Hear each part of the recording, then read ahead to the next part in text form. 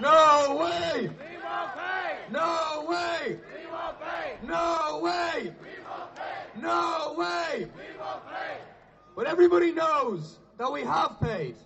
Obviously, we've already been paying for our water, but also over the last 7 years, we've paid 31 billion euros in austerity measures. We've paid with health cuts, with education cuts, with welfare cuts, with pension cuts. We've paid with the household tax, with the property tax, with the universal social charge. And what have we paid for? We've paid for the biggest bank bailout in all of Europe. 41% of the European banking debt. We've paid 8 billion euros a year to the bondholders. And what we've paid for is a recovery. Not a recovery for the majority, not a recovery for working people, but a recovery for the rich and the super rich. The richest 300 people in this state, number 3 being Dennis O'Brien. Ooh. They've increased their wealth in the course of the crisis by 60%. In 2010, they had 50 billion euros between them. In 2014, they have 84 billion euros. And that's the significance of the water bills, because they're asking us to pay again. And in saying no way, we won't pay, we're not just saying we won't pay these extra double, treble tax water charges. We're saying we're not going to pay the bondholders. We're saying we're not going to pay for the bankers' debt. And we're saying we're not paying for your recovery anymore. We demand a recovery for the majority. And the significance of it, it's much beyond the water charges, and everybody knows it. This country and politics in this country has been transformed by the anti-water charges movement. It's been transformed because after 7 years of sellouts by the main trade union leaders, after 7 years of betrayals by the Labour Party, people have stood up in communities, on the streets, in organisation, and have felt their own power. People have struck a blow against the austerity agenda, and people feel confident in a way that they didn't feel over the past 7 years. And so we have to go on and actually organise for victory. This is organised by the Non-Payment Network. That's an attempt to bring together all groups who understand the importance of non-payment together. Regardless of their differences on other questions, we need a united movement for non-payment. We need groups to come together in this network to mobilise more protests of tens of thousands to share information on building non-payment in the most effective way. And we need to keep our eye on the prize here.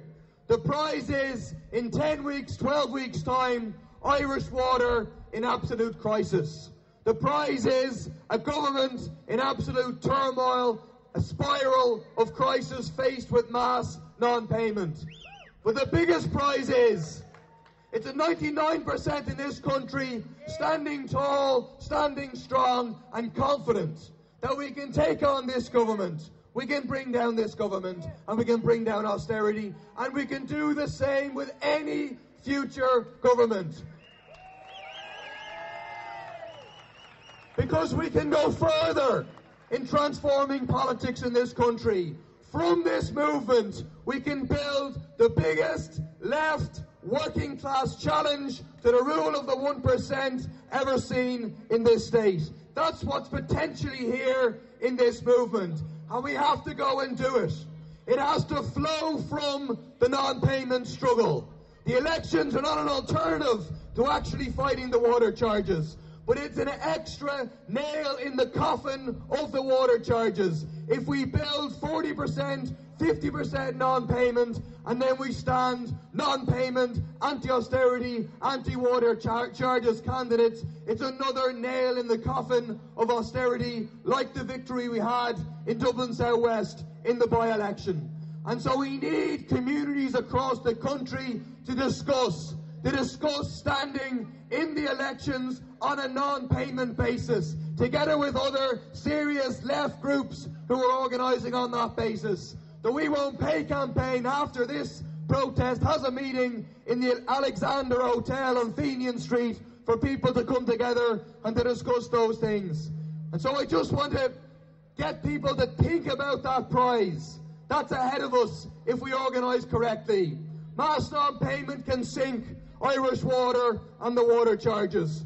But then we can have an almighty challenge to the rule of the establishment. A political challenge that is based on struggle, based on democratic control from below of the communities, discussing, selecting candidates, deciding on policy. And it cannot make the mistakes of the past. It can't be controlled from the top down. It can't be dominated by any section of a trade union or labour bureaucracy, and it has to be in principle against austerity. It has to say it cannot repeat the mistakes of the past of saying we'll go into government with pro-capitalist forces to take the edge off austerity. We're not interested in a slightly bigger slice of the cake here. We're interested, and we can build a movement to take the whole cake. We need to build a movement for a principled left government. That's a government that breaks with the logic of austerity. It's a government that breaks with the rules of the euro, with the rules of the EU, that says we're not going to pay your debt and we'll stand up to whatever you do against us. It's a left government that breaks with the logic of capitalism. And it's a government that it's what we need, that isn't just interested in getting a few people in to ministerial position, but a government that's committed to opening the door, not just for the left being on government, but for a transfer of power.